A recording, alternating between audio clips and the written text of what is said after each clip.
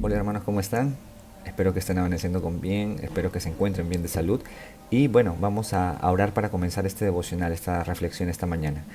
Gracias te damos, Señor, gracias por permitirnos estar hoy día aquí frente a este medio digital, Señor, para poder recibir tu bendito mensaje, Padre Santo. Gracias, bendice a cada hermano, a cada persona que esté viendo este video, Señor, y bendíceme a mí también, Señor, para yo poder dar tu palabra conforme tú me la has dado, Señor. Gracias te doy, Señor Jesucristo, en tu nombre, Padre Santo. Amén y amén. Muy bien, hermanos. Entonces es la gran victoria, ¿verdad? El título de este mensaje es la gran victoria. Una victoria, hermanos, que obtuvo nuestro Señor Jesucristo y que muchos de nosotros podemos saberla, comprenderla, haberla leído en la palabra, haber meditado sobre esto, pero todavía en estos días quizás dudar de ella y que Dios nos las entregó. Entonces, muchos de nosotros o personas que no son convertidas aún, que no se han entregado al Señor Jesucristo, todavía desconocen que esta victoria les puede ser otorgada y que pueden ser vencedores gracias a Jesucristo. Hoy día vamos a relatar una historia que, si bien es cierto, la sabemos por la pasión de Cristo, por la vida de Jesucristo en la tierra y porque todo lo que hizo Él hasta su resurrección nos narra esto, pero podemos ir un poco más atrás y ver cómo Dios ya desde el Antiguo Testamento nos iba relatando cómo iba a ocurrir esta gran victoria, haciendo un ejemplo muy, pero muy parecido de lo que iba a ser la victoria de Jesús. Estamos hablando de David contra Goliat. Esto lo vamos a encontrar en Primera de Samuel capítulo 17, ¿sí? ¿Qué pasaba en ese entonces para entrar un poco en contexto? Capítulo 17 de esa Primera de Samuel.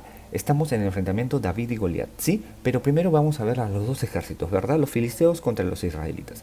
Todos estos dos ejércitos tenían una gran guerra, ¿verdad? Pero ¿qué pasó? Resulta que del ejército de los filisteos mandan a un paladín que muchas veces nosotros ya lo conocemos por representaciones, ¿verdad? Era Goliat, Goliat de Gat. Goliat era un hombre, dice la palabra de Dios en 1 Samuel 17:4, dice, salió entonces del campamento de los filisteos un paladín, el cual se llamaba Goliat de Gat, y tenía de altura 6 codos y un palmo.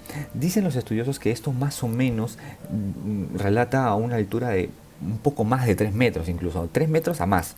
Era una persona gigante, intimidante. Luego ya nos relata sobre todo lo que era su vestimenta, ¿verdad? El casco, las grebas, la lanza, la espada de Goliat. Era un hombre intimidante físicamente verlo, pero también un hombre intimidante por la experiencia que tenía. Dice que Goliat era un luchador desde su juventud. Dice que Goliat no había perdido ni una sola batalla. Era un invicto total. Y para los israelitas era una persona invencible, no podían vencerlo.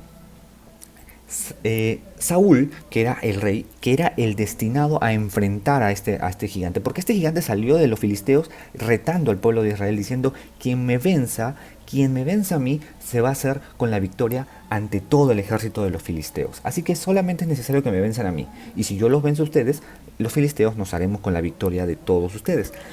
Pero entonces dijeron, ya, muy bien, entonces Saúl, tú sal, que eres el rey, el hombre más valiente, el hombre más poderoso de Israel en ese momento, a enfrentar a Goliat, porque tú eres el elegido.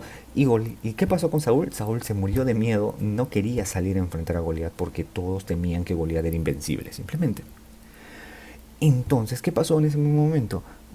Aparece David, pero David, ¿dónde estaba? David inicialmente no estaba en el campo de batalla. David se encontraba en la casa de su padre, pastoreando sus ovejas. Era su labor de David. David no tenía nada que hacer en el campo de batalla. Pero David tenía que partir al campo de batalla. ¿Y cómo es lo que lo hace? En el versículo 17 dice, y dijo Isaí a David su hijo, toma ahora para tus hermanos un efa de este grano tostado y estos 10 panes, y llévalo pronto al campamento a tus hermanos. Entonces David, que se encontraba haciendo lo que tenía que hacer, que era pastorear sus ovejas, deja su labor y parte de la casa de su padre al campo de batalla. El momento que llega, sus hermanos no lo reciben bien. Sus hermanos dicen, tú has venido aquí para ver la masacre, porque a ti te gusta eso. Lo tratan mal, lo reciben mal, pero David igual se queda y les da el alimento por lo que había ido. Es así que David se entera de lo que está haciendo Goliat. Día tras día, dice Goliat, retaba al pueblo de Israel a esta batalla y decía: si ustedes me vencen, serán vencedores de todos los filisteos. Si yo los venzo, yo seré vencedor, y todos los filisteos a todo el pueblo de Israel, a todo el pueblo de Dios. Entonces David escucha esto y dice en el versículo 26, entonces habló David a los que estaban junto a él diciendo: ¿qué harán al hombre que venciere a este filisteo y quitare el oprobio de Israel? Porque ¿quién es este filisteo incircunciso para que provoque a los escuadrones del Dios viviente? David venía en representación de Dios y David sale al campo de batalla a representación de los Dios. Los israelitas les decían: David, no salgas, este es un hombre experimentado en el campo de batalla. Él desde su juventud no ha perdido en una sola batalla, es invencible, está invicto, tú no puedes vencerlo. David, tú eres un simple pastor de ovejas. David sale al campo de batalla y reta a Goliat de Gat. Y ya sabemos la historia, ¿verdad? Con una piedra se le incrusta en su frente y luego con su propia espada de Goliat le corta la cabeza. A causa de la victoria de David, todo el ejército de Israel, todo el pueblo de Israel se otorga la victoria. A causa de solamente uno, la victoria de David. De ese mismo modo, hermanos, amigos, hubo un hombre que vino a la tierra no teniendo que venir a morir por nosotros. Era Jesucristo. Él se encontraba en la casa de su padre. Y de la casa de su padre, él ha descendido viniendo a pelear una batalla que no le correspondía pelear, porque él era Dios, él no tenía que venir.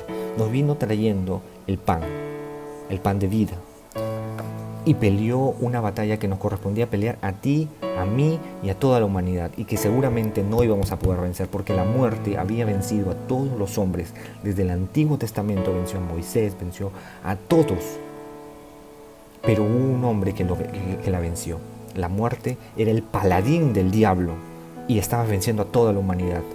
Nosotros, a causa de nuestro pecado, teníamos que morir físicamente y luego morir espiritualmente y alejarnos del reino de Dios para la eternidad. Pero vino Jesucristo y dijo: no, yo voy a pelear en nombre de toda la humanidad. Y lo hizo y le dio la victoria a toda la humanidad a causa de su victoria. Él venció en la cruz.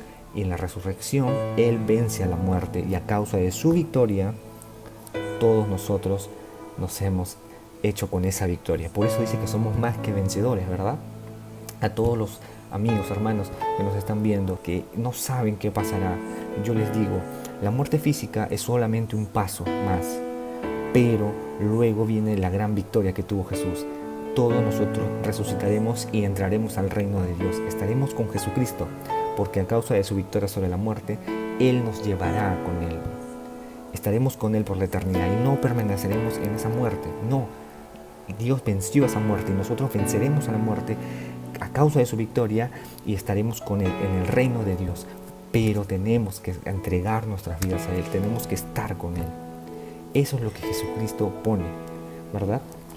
Quiero leerles el versículo 37 de Romanos 8, ¿verdad? Antes, en todas estas cosas somos más que vencedores por medio de aquel que nos amó.